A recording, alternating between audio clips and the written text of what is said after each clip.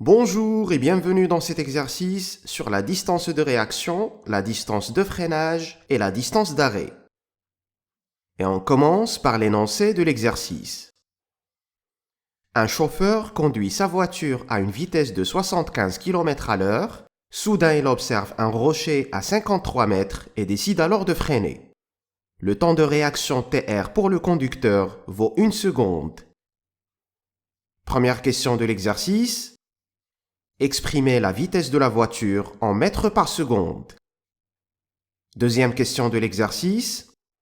Calculez la distance de réaction dr. Et troisième et dernière question de l'exercice. Sachant que la distance de freinage df vaut 30,5 mètres, déterminez si le conducteur a évité le rocher. Tu peux mettre la vidéo sur pause et tenter de trouver les bonnes réponses. On revient pour la correction dans 10 secondes.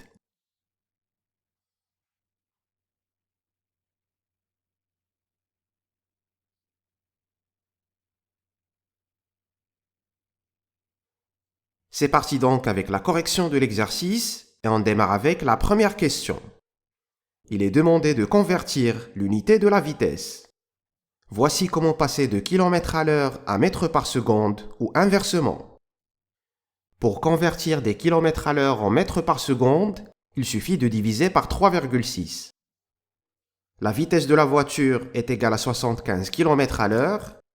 C'est donc 75 divisé par 3,6 pour l'avoir en mètres par seconde, ce qui donne 20,8 mètres par seconde. Deuxième question.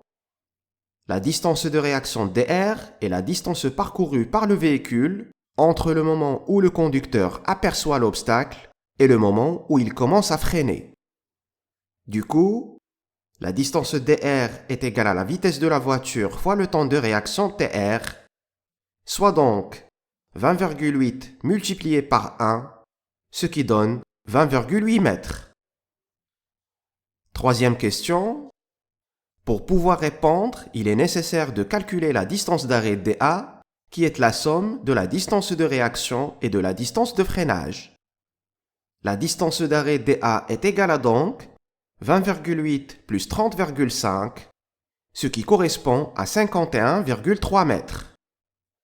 On constate que la distance d'arrêt dA est inférieure à 53 mètres, qui est la distance initiale entre le véhicule et le rocher. Le conducteur s'est donc arrêté avant le rocher et a réussi à l'éviter. Voilà, j'espère que cet exercice était à la portée. Merci, on se retrouve dans une autre vidéo.